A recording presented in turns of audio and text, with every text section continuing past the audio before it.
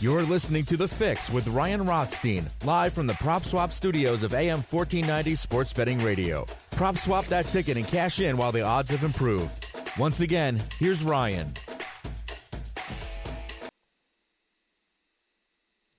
John? Maybe the Mellencamp got him too fired up. I don't know what happened with John there. Johnny Mac? Now I got you. Okay. All I was getting was John Cougar Mellencamp. Yeah, I think I went too heavy with Mellencamp. It happens to the best of us.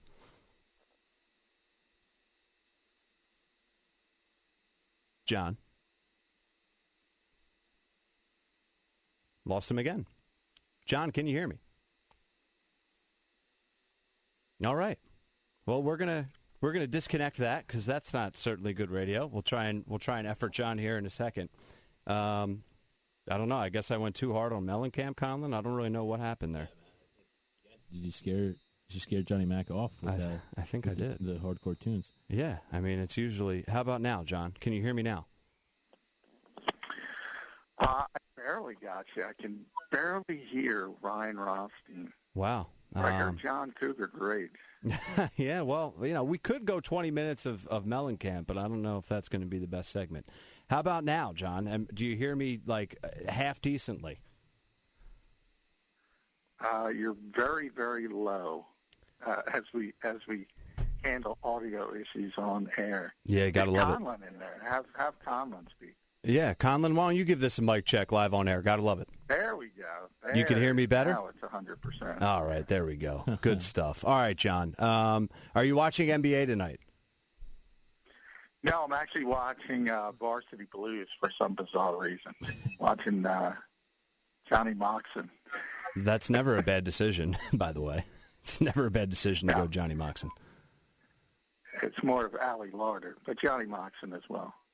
All right, so let's get into it here on December 22nd edition of your Football Fix.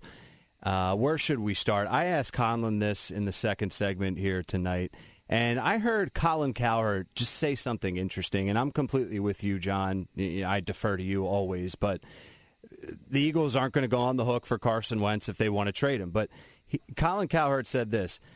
You're paying Carson Wentz, and you're not paying Jalen Hurts. So if you really do want to get rid of him, can't you look at it as you're just paying Carson and paying Jalen? Like it's a 2-for-1 type of thing with how cheap Jalen Hurts' contract is, if they even are able to find a buyer. Yeah, I've been pretty consistent. I think the issue isn't finding a buyer. I think there's enough quarterback-desperate teams that you could work something out to where you can trade Carson, and there will be teams and interested. But the issue comes from the Eagles side, and that's not changing, and that's the dead money. And, I've been through this. It's been a rough day on Twitter. People can't understand the difference between dead money and salary cap. It's not about the salary cap. You can move things around with the salary cap. It's about the dead money. No matter what the Eagles do, if they move on from Carson Wentz, if they trade him, it's $34 million of dead money, of Jeffrey Lurie's dead money. In a year where revenues are down $200 or $250 million already because of the pandemic, according to Forbes, that's their estimates, and that would be an NFL record. And not just an NFL record, it would explode the NFL record, which would not only anger other owners. The reality is, Jeffrey Lurie's not Jerry Jones. He's not willing. He's not George Steinbrenner. He's not willing to say, okay, the record's $21 million where people have taken their medicine. I'm going to make that $34 million. It ain't happening. Period. Yeah, no, it seems like it's that simple, but it's a very complicated situation, as we're all well aware. Carson Wentz, Jalen Hurts. I asked you the other day what can happen. Like, how does the remainder of this season impact things? But you've been steadfast on this point, and I think it's just it's the most accurate, realistic point, that they're just not able to take that hit and get rid of him. So I just don't know where the light at the end of the tunnel is, John, like we've already talked about. No, when you make a mistake like this, I mean, you're in purgatory for a year. They can move on in 2022, and that's where the Eagles are. And that's, you know, it was interesting. Andrew Brandt brought it up, so I'll give him credit first. You know, they're more likely, and this is not by any stretch, and people are going to take this the wrong way, but they're more likely, if anything, to trade Jalen Hurts than Carson Wentz. If Jalen Hurts continues to play well in these final 2 games and you can convince somebody to give you a first-round pick, they're more likely to do that because they can't trade Carson Wentz because of the contract. And, you know, then we can get into all the ancillary things of the relationship and what the organization feels. But that's where they are from a contract standpoint. Now, again, you know, Jeffrey Lurie, and this is where fans kind of have this disconnect, and I get they don't want to hear it, but it's just the business of sports. This is not about football. It has nothing to do about football. It's all about finance. And like I said, I know they don't want to hear it, but $34 million of dead money has never been done before. It's never been approached. That's not a coincidence. No, it's certainly not. And I guess my thinking is, well, then how do the Eagles, how do they swim through next season in all this murky water? And we've touched on this before, but it's just, this story's not going away, people. So it's only going to get bigger and more annoying, so we have to deal with it. But the Eagles are going to have Carson Wentz next season. Fine. Jalen Hurts continues to develop as much as he can in over a 4-week stretch. Maybe he wins the next 2 and he goes 3-1. Is Carson Wentz going to be named the starter in the offseason? Are they going to have a fake announcement to say they're battling it out and then give it to Carson? And how are they going to get through next year with all of that surrounding them? I mean, if they're both here, I think they're going to have the fake announcement, and it's going to be a competition, and Carson's going to be given the inside track and every opportunity to win the starting job. If they're both here, Jalen will have tremendous hurdles to try to get over. And it would have to be similar to this year, Carson Wentz completely falling on his face again. And I think the hope from the Eagles' perspective is that doesn't happen, and maybe Lane Johnson, Brandon Brooks, et cetera, Andre Dillard being back helps Carson, and they can get back moving in the right direction. I think everybody, you know, whenever this is over, and the Eagles obviously still have a slight chance to make the postseason, but whenever it's over, and if Washington beats Carolina this weekend, it'll be over if the Eagles lose. At that point, it becomes Jeffrey Lurie season, and that's what this is about. This is a one-man decision. It's got nothing to do with football, as I said. It's got nothing to do with Howie Roseman at this point. It's got nothing to do with Doug Peterson. He has to make a decision on what he wants to do. He could always decide, hey, let's swallow the medicine. If he thinks Carson Wentz is that far gone, he could agree to take on that dead money. Again, I think it's extremely, extremely unlikely. But in theory, it's possible. But I think everyone looks at the 3 avenues. Is he going to fire Roseman? No. Forget about that. That's 100%. That's not going to happen. That's his BFF. He's not going to fire him. Is he going to fire Doug Peterson? He shouldn't. If it were based on merit, I've said that's the one guy he shouldn't fire. But it's also the most likely because he can't move on from Wentz. Now, that's what everyone is centered on, okay, those 3. But there are other things he can do. And we've seen that Jeffrey Lurie, after disappointing seasons, he tends to do something. He's sort of a change for change sakes guy. And he did it last year with Mike Rowe. He might do it this year with Dave Fitt. I gave the example. You saw the special teams implode. Dave seemed like a dead guy walking today when he was talking. Maybe it's something as simple as that, some changes on the coaching staff. He could go status quo and bring everybody back and the fans say they'd be upset about that. But guess what? They're going to show up when they're allowed to show up. They're going to watch. They're not going to leave this team. He knows that. So there's all different avenues he can go. But, the most likely would be to fire the head coach, and that would also be the biggest mistake he can make. But he's made them before. I assume he'll make them again. Hey, John, it's Conlon. Good chat with you. And obviously, I don't want to beat a dead horse here, and I just want to get your thoughts because you are at the facility on a daily basis and are more plugged in than most of the national media is. Can I just get your thoughts real quick on the Ryan Clark quote from Get Up the other day? I'm sure you heard it about basically calling Carson Wentz soft, and he doesn't have the Philly toughness Jalen Hurts does, and Jalen Hurts is Philadelphia. Is that just not really an outlandish take by a guy that really doesn't know Carson Wentz? And your thoughts? Yeah, I can't even take stuff like that seriously, to be honest. Look, Carson Wentz, you can criticize him, and he's played poorly this season. There's no way around it. He deserved to be benched.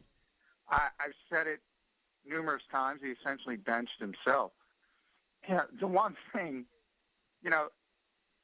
he's tough. I don't know how you can criticize this. This is a guy who stayed on the field with a torn ACL. Yeah.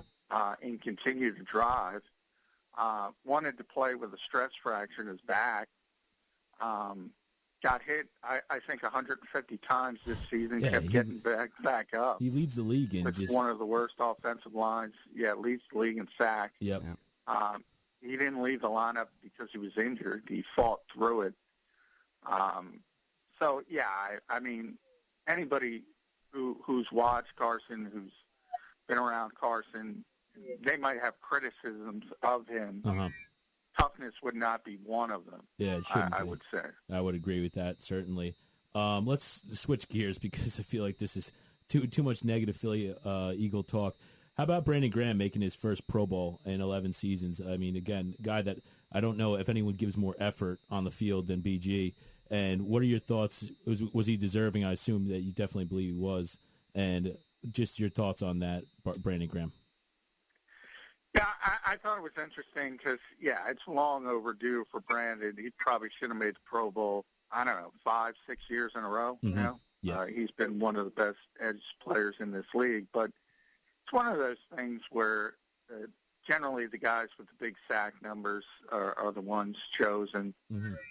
And he's never had tremendous sack numbers, topped out at 9.5. But if you talk to opposing coaches, him and Fletcher Cox are the two names always brought up as far as game planning for and against for the opposition.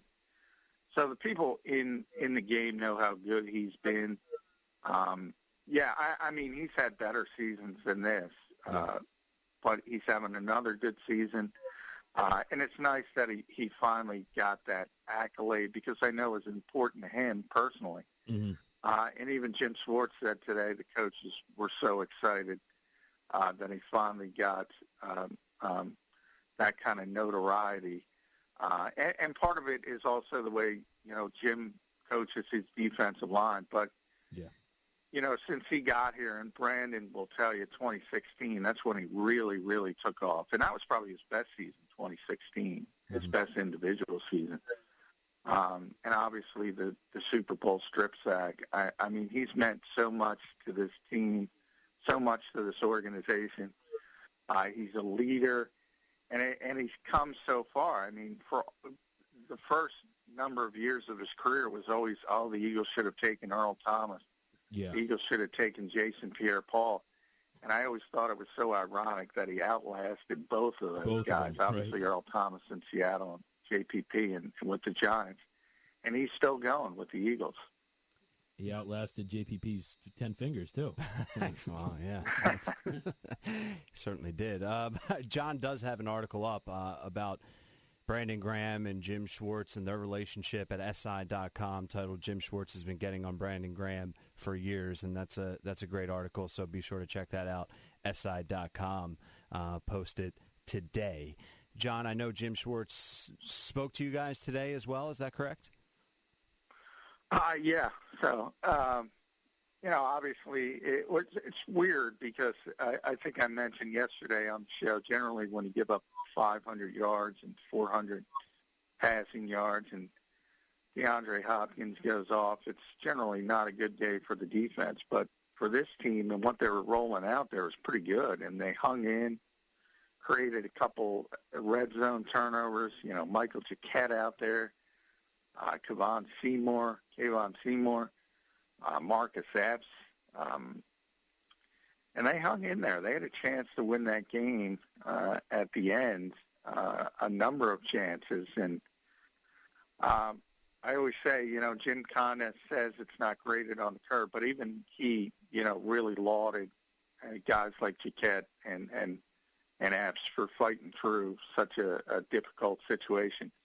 And, it's not going to be easier because those guys are going to have to play in Dallas. And, if you see what's going on in Washington, guys, I mean, maybe it's more likely than not that if the Eagles can find a way to beat the Cowboys, Week 17 might be for all the marbles. You also need the Giants to lose at some point as well. But all hope is not lost, shockingly. Seems like it always is at the end of the year that it comes down to some divisional matchup. Obviously, last year, beating Dallas at home and then losing the Seahawks the next week. But like you mentioned, Jim Schwartz in that last point, is Jim Schwartz is on the chopping block if, at the end of the season, obviously there will be outcry for moves to be made. It seems like in seasons past he's been talked about being let go, but I always kind of vouch for him. I think he does a pretty good job, especially with a team that's decimated by injury every single year, especially at really important positions like the cornerback position for the Eagles defense. Your thoughts, would Jim Schwartz be on the hot seat at the end of the season? I think that's directly tied to Doug. Certainly, the vast majority of the coaching staff would be gone if they decide to move on from Doug, with maybe the possible exception of Deuce Staley, who seems to always survive. He's been through 3 regimes, Andy, Chip, and now Doug. So obviously Jeffrey Lurie has a lot of respect for him and likes to keep him around. So the entire coaching staff is kind of tied to Doug. But I do think if Doug is back, Jim is back. And I think, the Mike Gross scapegoat award, is what I would like to call it, would be Dave Fipp, I think, this year because of what has gone on with the special teams. And by the way, I'm not advocating that. I think Dave is a really good coach, but it's been one of those things that, you look at the block punt, for instance. Well, Rodney McLeod is typically the personal protector. A lot of people don't pay attention to punt protection, and he tears his ACL. That's the reason, you have somebody out there not used to doing it, and you get block punt, and all these things happen. And, the holder goes down when Cam Johnston gets a concussion as well. So not only does the punter, he's the punter and the holder. And then Rick Lovato's never had a bad snap in his entire career in Philadelphia. Bad snap with Zach Ertz as the holder. It's been one of those years. Eagles right now are favored by 2. Unbelievable. It's how bad Dallas is. Pretty amazing. Yeah, Pretty amazing. It's absolutely amazing. The total set at 49.5. So let's just get an early week preview thoughts from you, John. This question makes me laugh trying to say it. What can the Eagles do this week preparation-wise to try and get some things right? They did look good in a lot of ways, but what can you predict that they're doing this week to try and go into Dallas and get a win?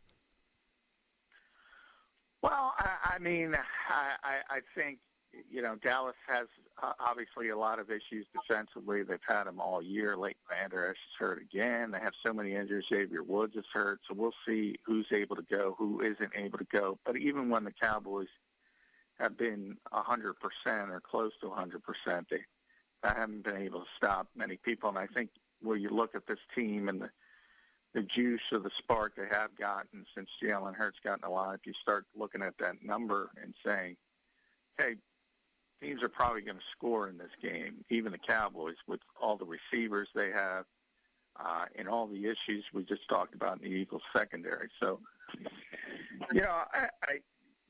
when Carson was playing, one of the issues were the Eagles couldn't get in a shootout, couldn't score points. Now all of a sudden they can, so I think they're going to have to score points to beat this Dallas team. The question is, can they win that 33-26 game instead of lose it? I think that's what you're kind of looking at. Not how good is this Dallas team now, but what have they been doing right, if anything, over the past couple weeks? Just to give, once again, that preview for the listeners, how much better does the offense look? Where are they at right now, like state of the Cowboys? We know a mess, but just peel back the curtain a little bit, I guess. Yeah, I mean, they've been a little bit better since Andy Dalton got back. And that's what you want from a backup quarterback, to be honest. Now, you don't want them to play as much as Andy Dalton has been forced to play. And when he got injured, then had the COVID issue as well. And then Eagles fans already know about Ben DiNucci and how bad it got at that point. But ever since Andy has been back, he's a veteran guy, understands how to play.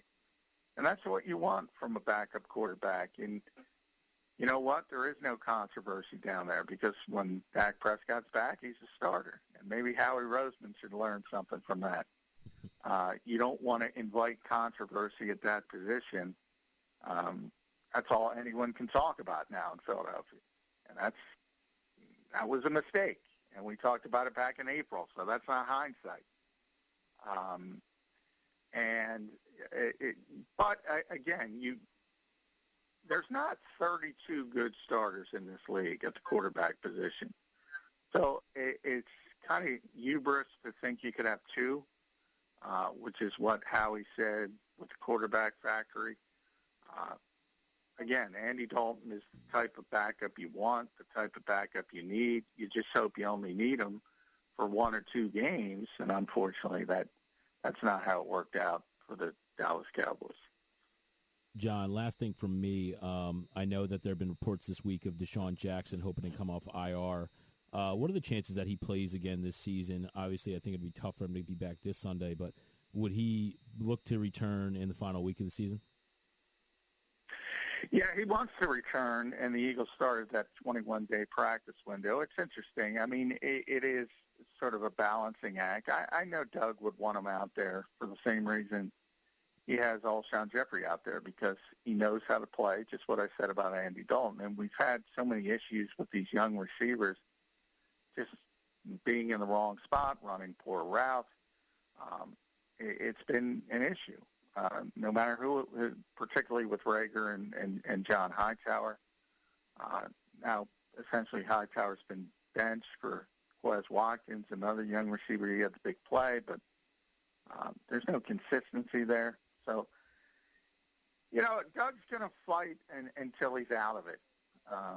And he's not out of it. So if DeSean is capable and ready to go, he's going to throw him out there.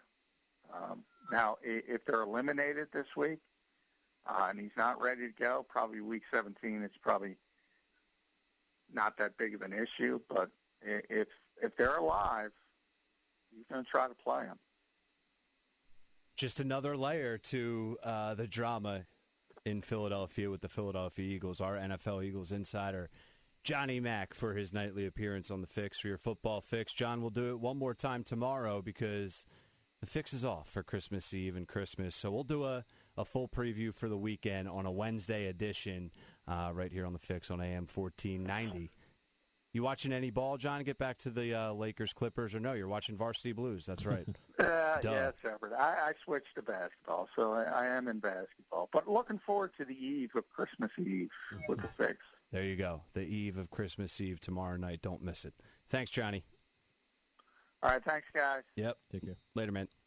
There he is, Johnny Mack. I mean, I think you go Varsity Blues over the NBA right now, 10 out of 10. Yeah, I mean, the way I bet this game, I would switch to pretty much anything. I'd be on the Hallmark Channel by now.